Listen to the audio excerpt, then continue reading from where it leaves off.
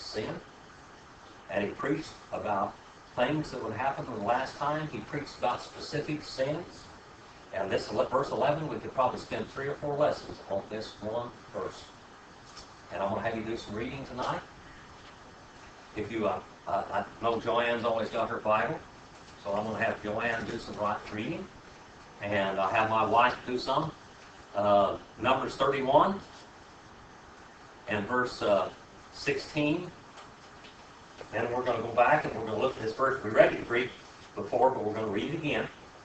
And then we're going to go down as we do it. Joanne, did you get that? Mm-hmm. 31 and 16. Yes. These are the very ones who followed Balaam's advice and caused the people of Israel to rebel against the Lord at Mount Peor. They are the ones who caused the plague to strike the Lord's people. All right. We talk about Balaam. This is the first one that we're going to talk about. And let's go back to the Greek again. I'm going to just read it to you. Ua, autois, hote, te, hodo, tu, kaine, eperu, seson, te, plane, tu, Balaam. All right. Balaam, or Balaam. It's talking about Balaam. And then mistu, xx, theson, kai, te, antologia, tu, kore, apolanto. The first thing we talked about was Cain last week, remember? The way of Cain. What was the way of Cain? The book of Genesis, remember? What was the way of Cain?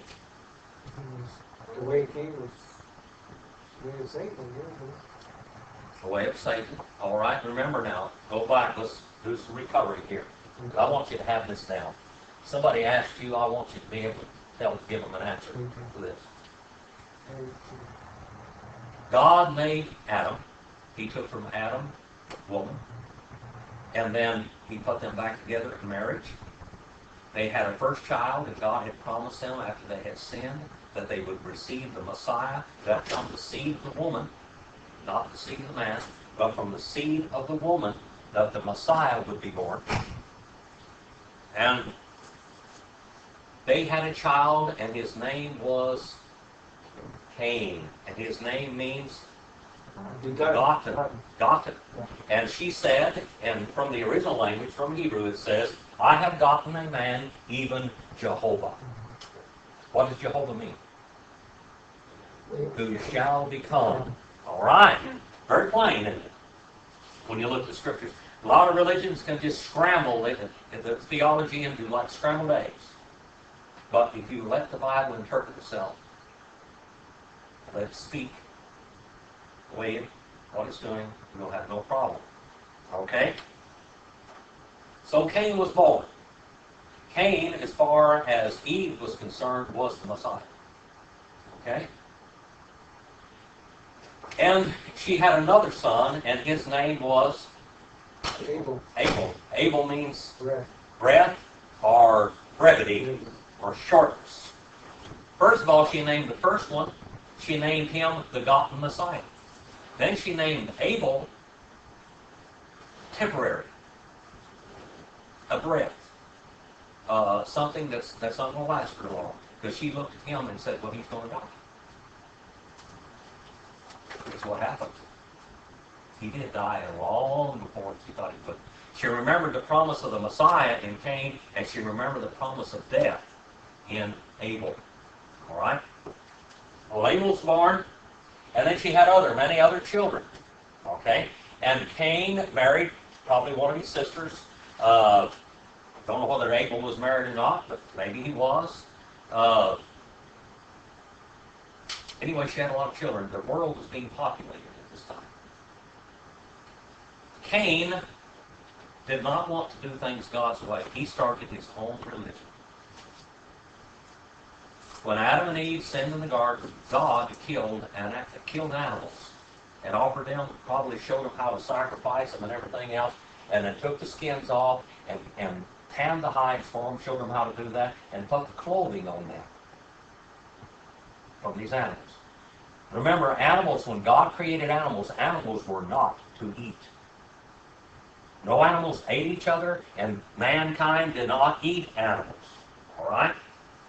So, animals were like a friend to man, a companion, and also, after they sinned, God allowed mankind to offer them up as sacrifices because these innocent animals were dying for the sins of the guilty, which was a type of Christ to come.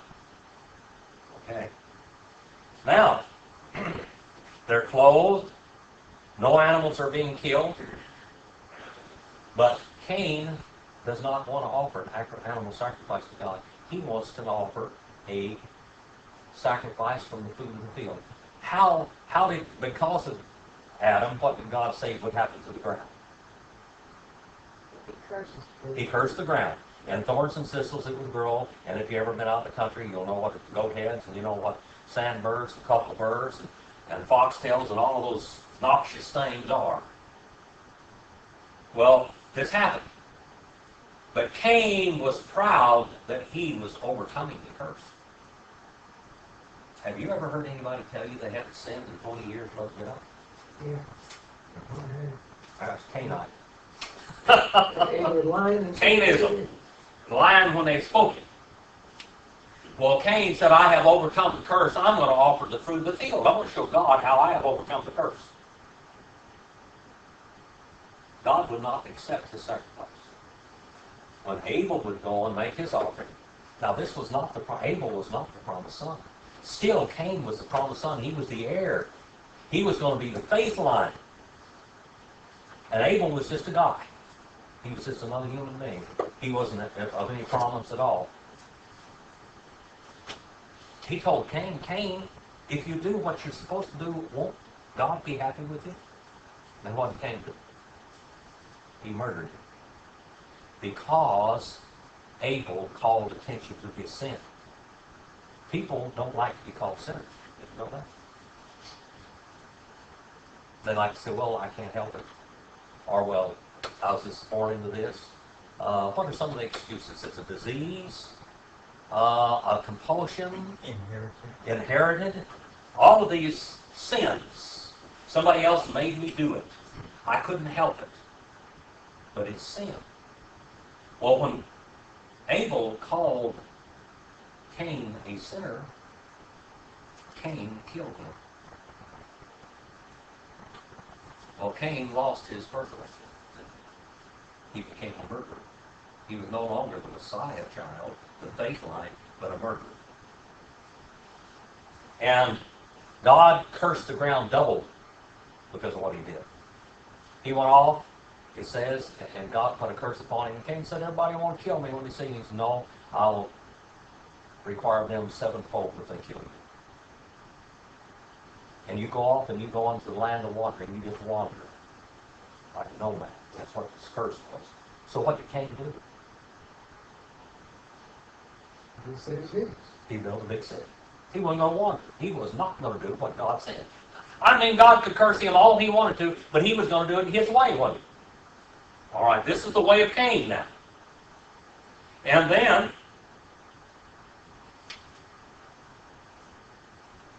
he married a wife, had children.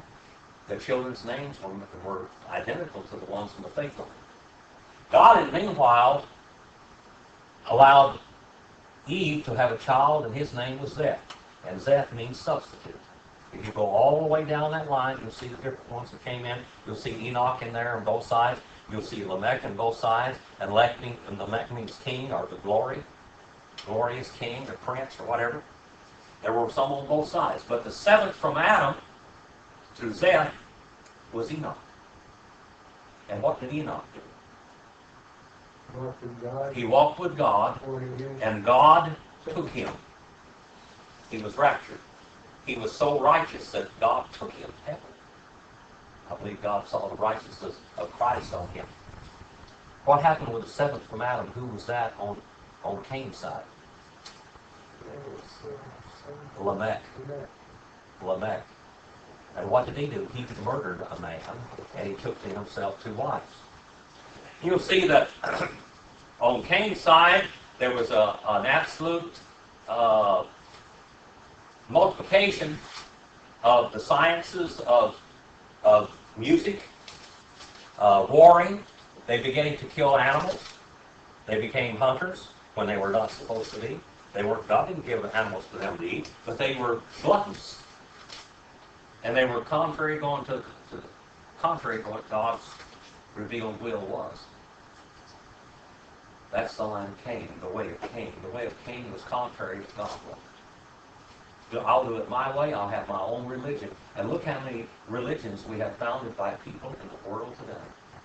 The way of Cain. All right? And it says they wound out in the way of error. Kai te plane. We get our word planet from plane, the Greek word plane. And what does plane mean? It means to wander outside of a beaten path. When a star wanders outside where it's supposed to be, or outside of its orbit, what happens to it? It becomes a wandering star, or what we know as a falling star. It burns up, disintegrates. Every day the earth is heavier, you know. The earth gets bigger every day. It gets heavier every day because of falling stars, so-called, or comets hitting this earth. Debris hitting the earth. You knew that, didn't you? Earth is heavier every day because of the falling matter out of stars. And then it says the error of Balaam. Balaam. Now who was Balaam? Who was this dude? Anybody remember Balaam? He had the first. Have you ever heard of that talking mule that was on television years ago? What was Francis, the talking mule? Well, he had the first Francis. Balaam had the first Francis. Okay? Balaam was a prophet of God. God used him to prophesy. And if you don't believe me, Marilyn, go to the 16th chapter of the book of, no, the 23rd chapter, find it in a minute, of the book of Deuteronomy. Deuteronomy. Genesis, Exodus, Leviticus, Numbers, Deuteronomy. Okay? Deuteronomy 23, verse 4 and 5. It's right there in front of that Bible. To your left side, sweetheart. Genesis, Exodus, Leviticus, Numbers, and Deuteronomy. Deuteronomos. What does Deuteronomy mean? The second giving of the law. Deuteronomos. Deuteronomy. Deuteronomy. I had that marker in there in those first 5 books. Well, just hand it to me and I'll get it for you. Instant potatoes. 23. 23. All right. What verse? We'll start with verse 1. No one who is emasculated or has his male organ. Well, go on down to verse 4. 23? Deuteronomy 23? Yes. Okay. Number 4. Uh-huh. Because they did not meet you with food and water on the way when you came out of Egypt, and because they hired against you Balaam the son of Beor, the painter of Mesopotamia, to curse you. All right. Now here we have a curse upon Balaam. Now Balaam is a prophet of God. This guy is a prophet of God. He prophesied. Back in, I believe it was Numbers 31, in verse 16. Would we get that one? I can't even read my own writing here. That's the one I read while ago. Okay. Wasn't it? Oh, I think it was 31, verse 16. It curses Balaam there again. No. Number 16 and 31. He had hardly finished speaking the words when the ground suddenly split open beneath him. Mm-hmm. That's Korah. That's Korah, the way of Korah. All right? That's yet to come. Keep that one over to the side there. Anyway, let me tell you the story of Balaam. Balaam was the prophet of God. And Balak hired him to curse Israel. He's a prophet of God of Israel. And Balak, an enemy of Israel, hired Balaam to curse Israel. Does this sound something unusual there somewhere? What kind of a man was this? If you, for instance, Brother Bill, if you were a Christian preacher and some man from Islam came up and said, well, we want to infiltrate your church and we're going to get in there and put a big bomb in there and blow it up. And we want you to introduce us to the pastor and tell him how wonderful you are. That's the same type of situation here at Balaam's school. Okay? Balaam, he went and God, the Spirit of God came upon Balaam and he prophesied and he blessed Israel. Balak got mad. He says, I told you to curse Israel, don't bless them. And you blessed them. Well, he said, I tell you what, he said, get some more sacrifices and go over here on this hill and meet me over there. I'll see what I can do. Maybe God will change his mind and curse Israel. So he made him over there, and again, he blessed Israel and cursed all of Israel's enemies. Balak got mad again. He said, wait a minute. And not only did he curse Israel, but he said, I'm not a God to change my mind. Also in this prophecy that he went through Balaam. So he said, well, go over here again and let's go make 7 more altars and we're going to make another big sacrifice to Jehovah and ask him to curse Israel. So he, again, received an oracle from God, which said that God would bless Israel, that he loved Jacob, and he was going to multiply them, and who could come against Israel? Then on the slide, Balaam says, God hates spiritual adultery, Balak. All you have to do to get God mad at Israel is have a church service over here with pagans and ask them to come. And God will get mad. So God killed a bunch of them at Peor. That's where it took place. Because of Balaam. And then later on, Balaam got his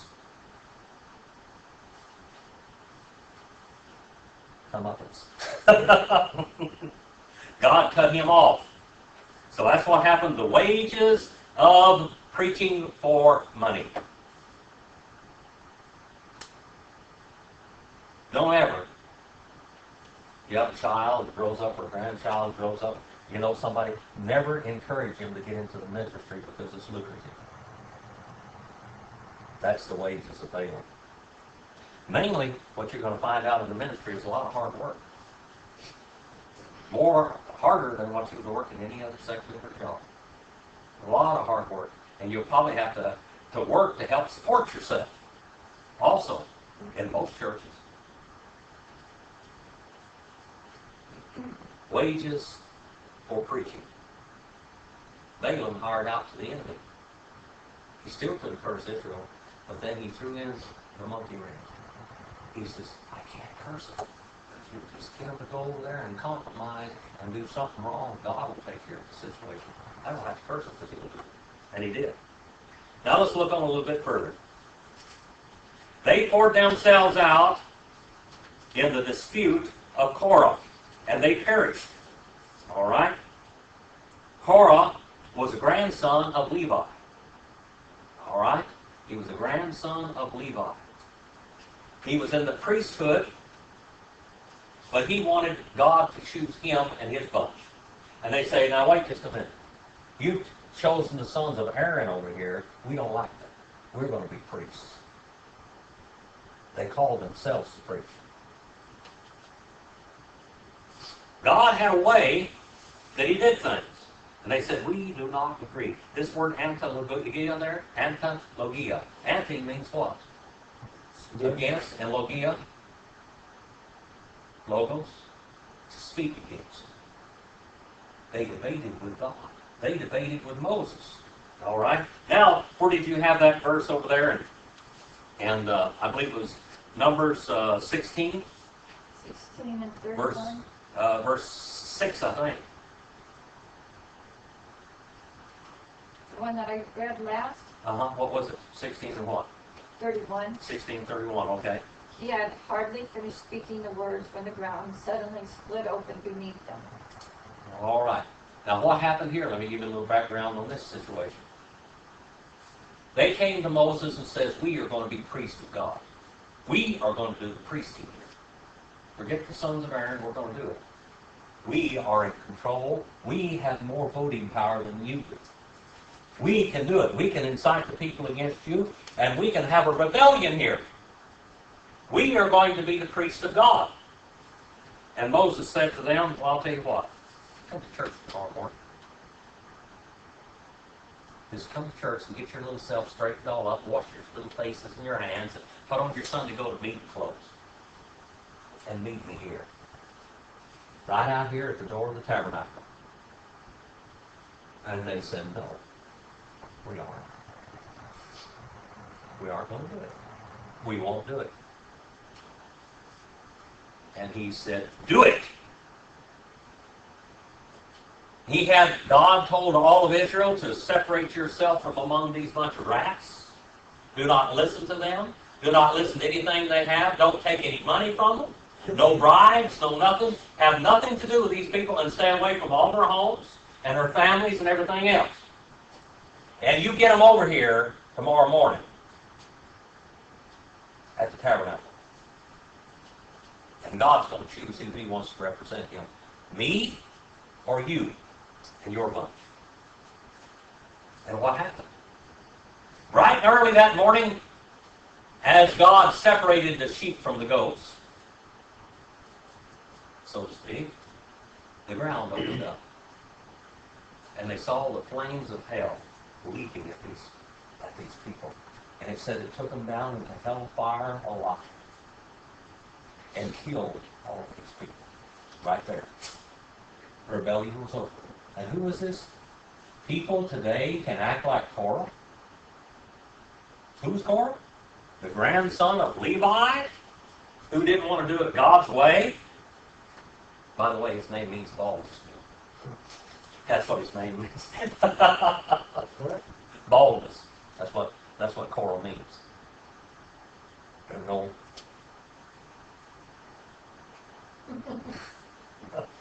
That's what it means.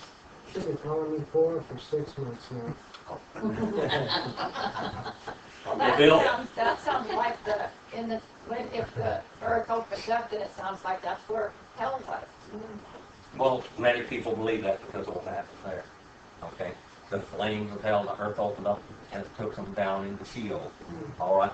Well, they went down, and then I believe they went down out the other end of the earth. Out into the third heaven down below. That's what I believe. If you want to believe that, you can believe that and think it's at the center of the earth, except we have a lot of other verses that believe it's down under the earth, below the earth. Okay? And this is one of them that they take to mean that. But they were taken down alive into hell. God opened up the ground and took them alive down into hell. Because they had rebelled. Not only had they rebelled against God, they weren't satisfied with doing things God's way. They weren't going to go to church the way God said or anything else. They were going to have their own leadership. Not only they were doing that, but they were politicking to turn the other people against Moses to take over the situation. That's what you call conspiring, conspiracy. Conspiracy. They had a conspiracy to commit a new religion. All right? That's what they were doing. Verse 12. In this verse, we have 3 bad guys in history. Now, do you want to be like any of those bad guys? Old Jude tells us all about these 3 guys and what they did wrong. Verse 12. Altoy, Essen, Toy, and Tace, Agapite, Pace, Himon, Stilantes, Sin Uok, Omenoi, Aphobos, Hialtus, Hoi, Main, Nontas, Tace, Nephile, Anu, Droi, Hippo, Anemon, Para, Phero, Mene, and then Dendra, Fifth in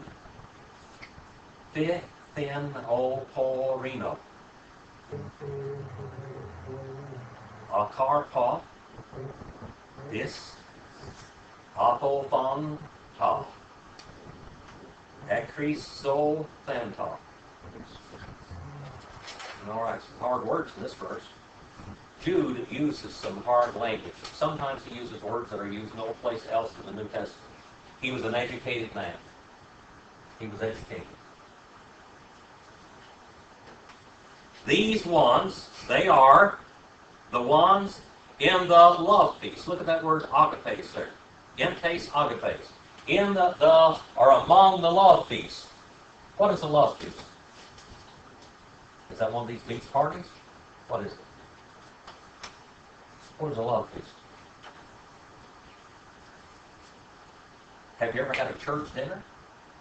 How many of you go to church here on Wednesday night? By the way, next Wednesday night is our first dinner again we're going to have over there. How many of you go to these dinners they have?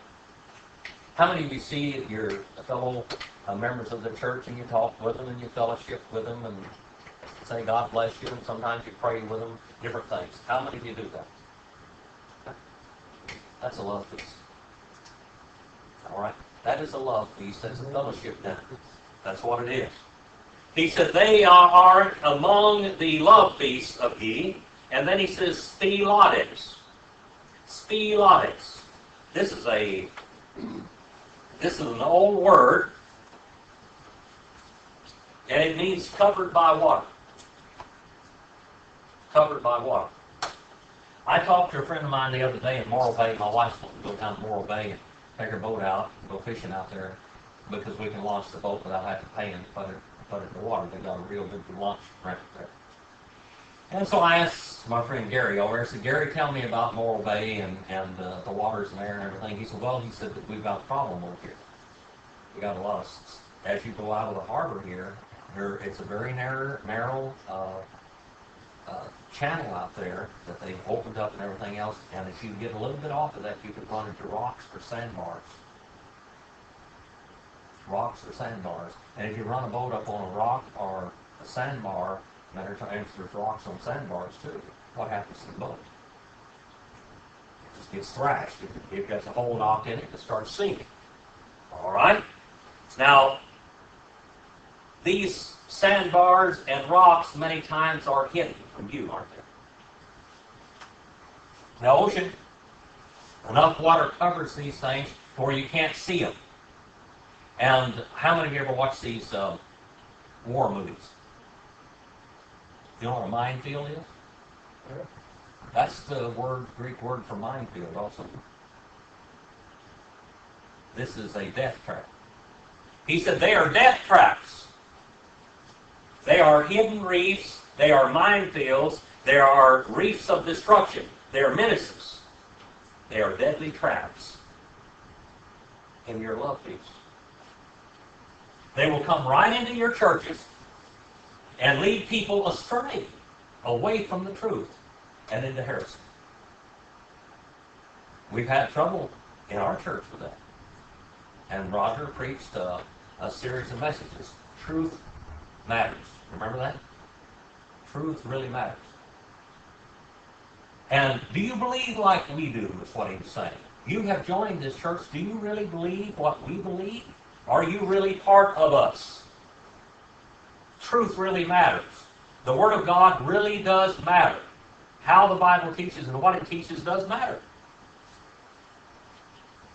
It says feasting together. Sinu o Kemanoa. Feasting together. They'll come right in and sit down in your churches and feast together. Somebody look up Isaiah 56, 10 through 12 for me. Isaiah 56. Isaiah 56, 10 through 12.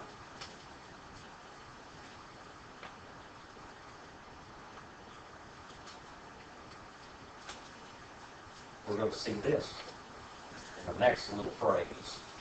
Isaiah 56, 10 through 12. Have you got that one, Joanne? For the leaders of my people, the Lord's watchmen, his shepherds, are blind to every danger. They are like silent watchdogs that give no warning when danger comes. They love to lie around sleeping and dreaming, and they are as Greedy as dogs, never satisfied. They are stupid shepherds, all following their own path, all of them intent on personal gain. All right. 2 Corinthians 11th chapter, verses 19 and 20. 2 Corinthians 11, 19 through 20. You know, when you take a book in the Bible, it agrees with all the other books in the Bible. 2 Corinthians 11, 19 and 20. 2 Corinthians. That's right after 1 Corinthians, by the way. 2 Corinthians 19. To learn these books of the Bible is a chore. Did you know that? Why, if you learn them when you're little. Not if you learn all of them and memorize them from Genesis through Revelation. But there's a hidden. There's some of them that are little in there and some of them hard to find. 2 Corinthians said what? 2 Corinthians 11, 19, 20. Oh, okay, yeah, I started saying 11, one of the other ones. You want me to read it? Yes, please. 11, 19, and 20. For you put up with fools gladly, since you yourself are wise, for you put up with it if one brings you into bondage, if one devours you, if one takes from you, if one exalts himself, if one strikes you on the face. All right. You put up with these fools even when they come up and bust you right square in the nose. That's what Paul said to this Corinthian church. He says, you put up these people taking advantage of you, coming into your churches, eating your food, rice Christians, eating your food, lying, backstabbing, and coming up and busting you right on the nose on the face. How long? What's it going to take for God to say, wake up, fellas? You've got problems here. Get rid of the leaven among you. And that was false doctrine. That's what he's trying to tell them about. And that's exactly what Jude is talking about here. What Paul said and what Isaiah said in the Old Testament. These shepherds were hirelings. What did Jesus say in John 10th chapter about the shepherds? I am the good shepherd. I lay down my life for my sheep. They hear me and they know my voice. Where I go, they will follow, etc., etc., etc. Now, many times the Lord's sheep ate before he did. And the shepherd, the sheep eats first, not the shepherd. Right here, the shepherds are feeding themselves and starving the sheep. Go right back over here to Balaam. Preachers that preach for money and do not feed the sheep. Wages is all they want, and they couldn't care less whether the sheep are being fed or not. You know, we got some pastors in this church that really work for feeding the Word of God. And if you listen to the sermon, you know that they are studying and feeding you the Word of God. They're working at it. It's a job. It's a job to feed the highest theologian and the youngest Christian in it. That's a job. But it's your job if you're called to teach or to preach in one of God's New Testament churches. I feel very privileged that I have classes to teach here at this church. This is a big, growing, going church. It has made a lot of noise in Bakersfield. It has.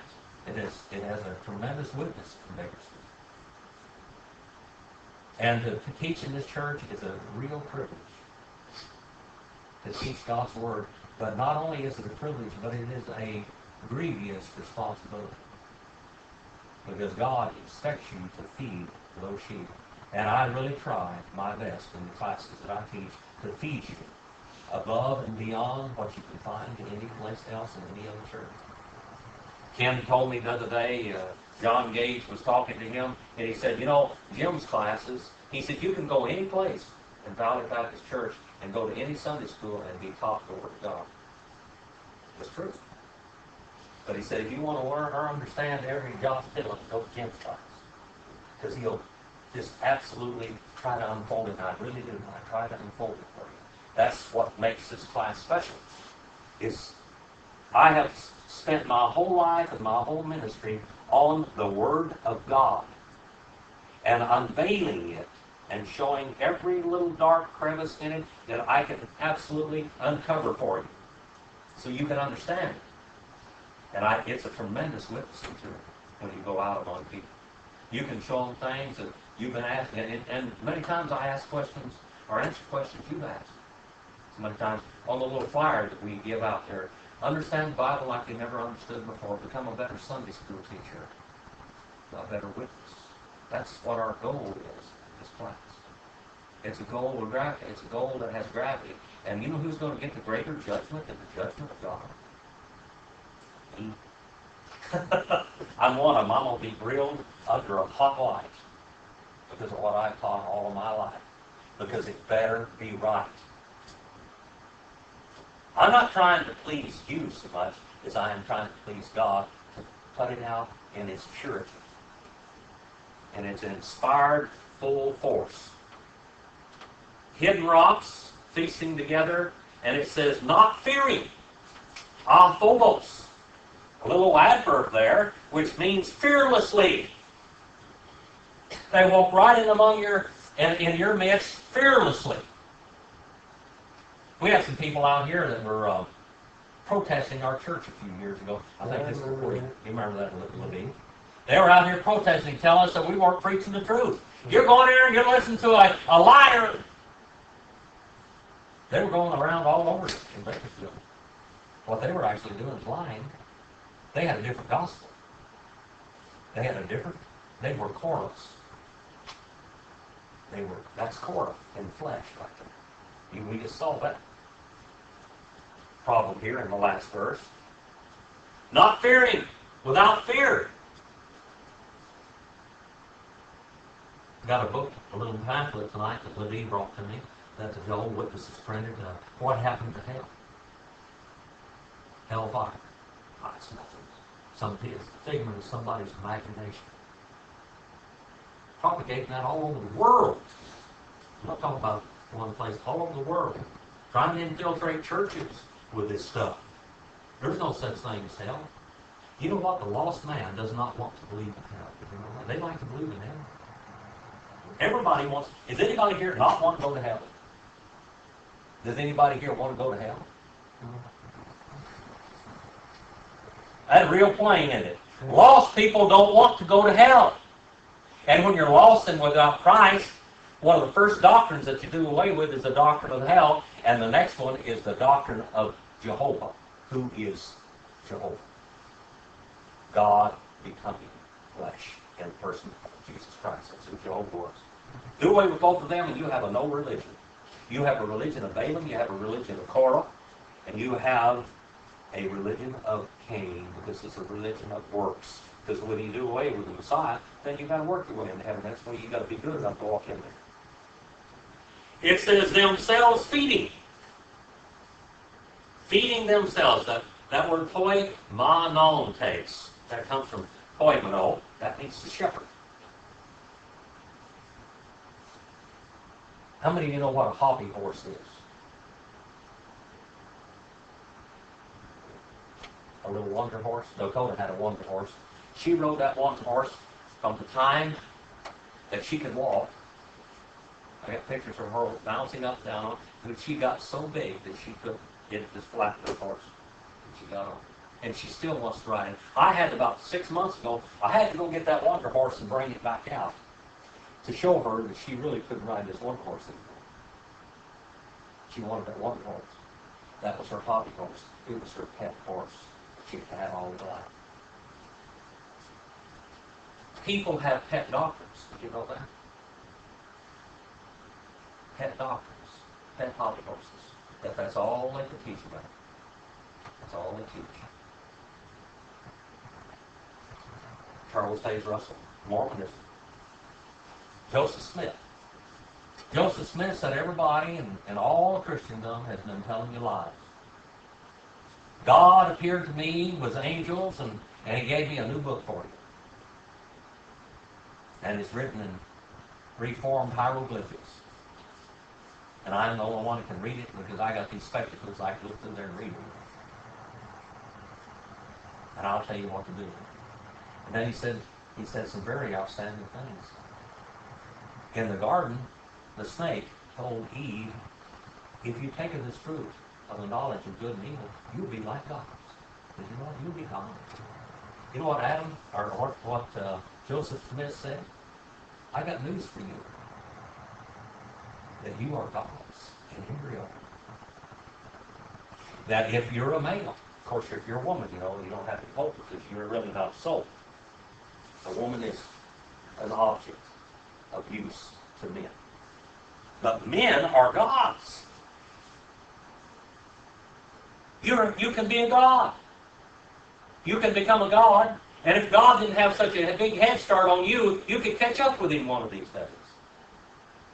Do you hear them propagating that baloney on television? We're Christians. Come and worship with us. Get you in there. Don't tell you what they believe. Absolutely contrary to scriptures.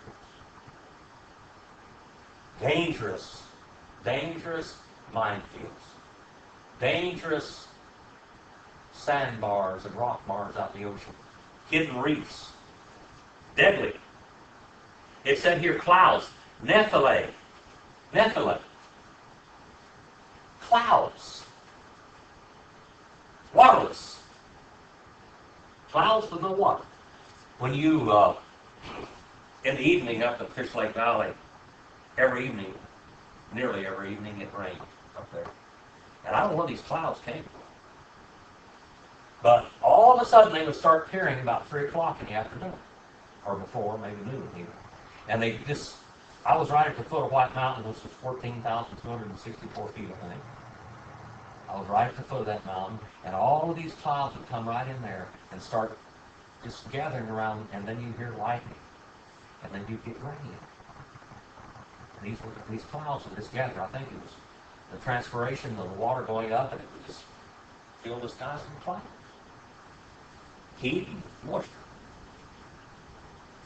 And it started raining. And these clouds produced rain. Every evening. You can almost set your watch by it. These clouds had water in them. But Jude says that these people are like waterless clouds. They promise you everything, but you get nothing. They promise you rain. They promise you the water of life. They promise you that you're going to become a god. They promise you there's no hell. They promise you just follow us. Trust us. They don't promise you no heaven either. Huh? They don't promise you no heaven either. You don't want to go to heaven either, do you? They don't promise Your you witnesses, that. I don't want to go to heaven. They're going to have the kingdom of God on earth. Well, I tell you what, if you're going to get to the kingdom of God on earth, you're going to have to go through the tribulation period. I don't want any of that. They didn't tell you about that. It says clouds waterless, and then it says carried about by winds. Being carried about by winds. Clouds is carried around, never dropping a drop of rain, never producing anything. And then it says trees, dendra. Dendra being without a harvest time. That's what it means. Having become barren. What happens to the trees in the fall? All the leaves fall off them, basically. The leaves all fall off, the fruit's all gone, there's nothing there. And he says these are trees that are like that all year long. 2 times dead. 2 times dead. It says not having any fruit, twice having died. And it says not only twice having died, but rooted up. Rooted up. What do you do when you... I had a guy who come and did some work for me a couple of 3 years ago, and he was really ignorant guy. And I asked him, I said, I want you to help me move this apricot tree from Maryland. She wants this tree out here. We're going to put a plum tree for that one, so we need to dig it up out of the ground, take it, plant it out front. I went over there, and he dug around it with a shovel a little bit of time, and then he just rooted. He just pulled the thing out of the ground, roots and all. No dirt left on the roots at all.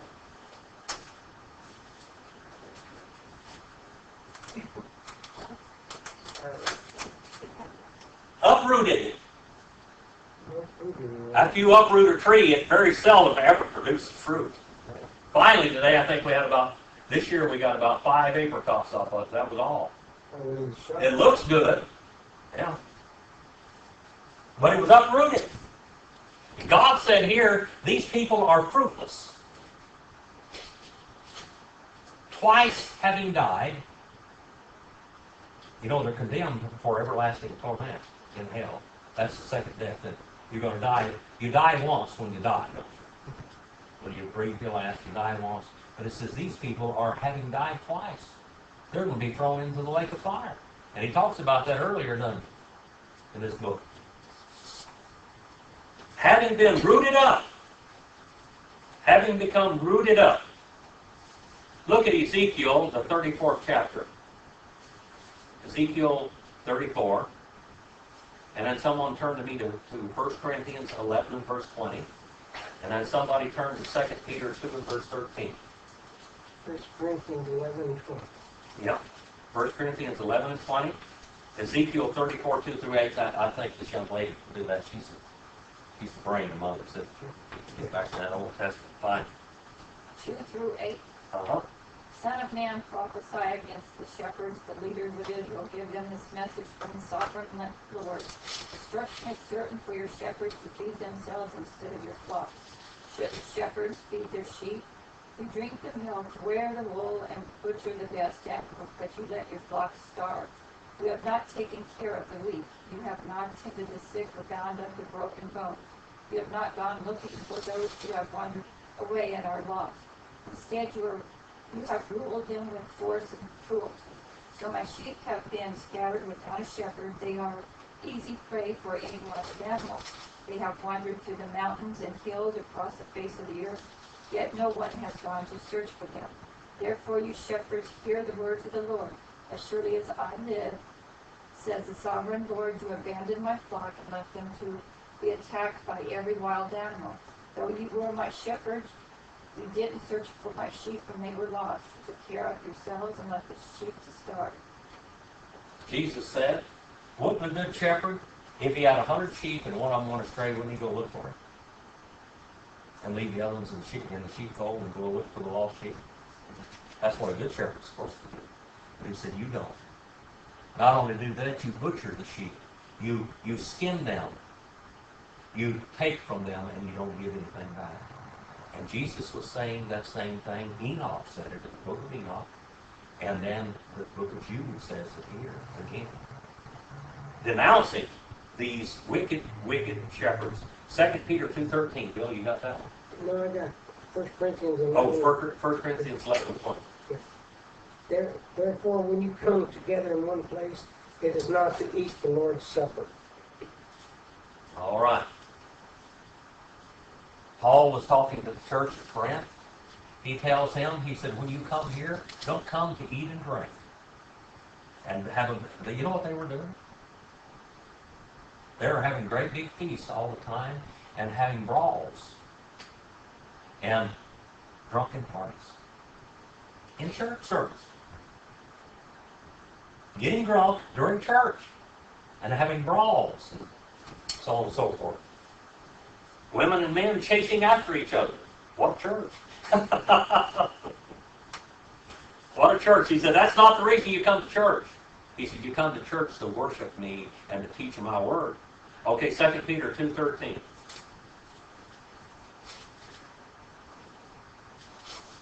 Someone got that? 2 Peter 2:13? I'm going to turn you loose. Someone else that look up Ephesians 4:14. Okay. And you shall receive a reward of unrighteousness as the count it as pleasure of riot in that day time. Spots as a spot they are and blemishes sporting themselves with their own deceivings while they feast with you. All right.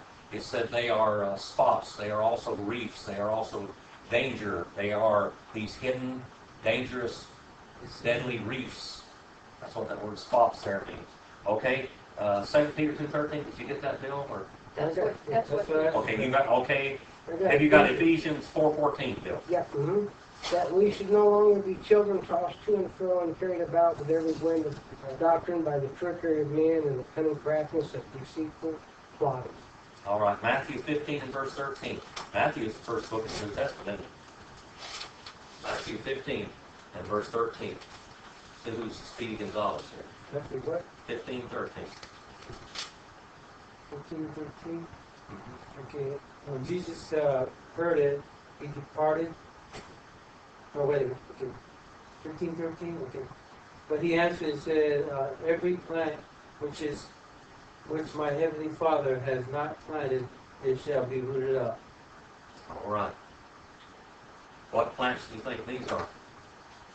Unqualified churches and bodies of people congregating together for the fulfillment and the furtherment of their own gospels, not God's gospel. That the whole Bible just tells you the same story. I'm not taking these verses out of context, am I? I'm telling you what to say, because it is one continual story all the way from Genesis. We've been through the whole Bible tonight, haven't we? All the way through. We're back in the book of Genesis, all the way through to the book of Revelation, because it talks about the judgment and hellfire to come, doesn't it? All the way through the Bible. We see. Hope you enjoyed God's Word tonight. Remember us in your prayers, and I'll be looking forward to seeing you again next Wednesday night, and going on this, and Sunday morning at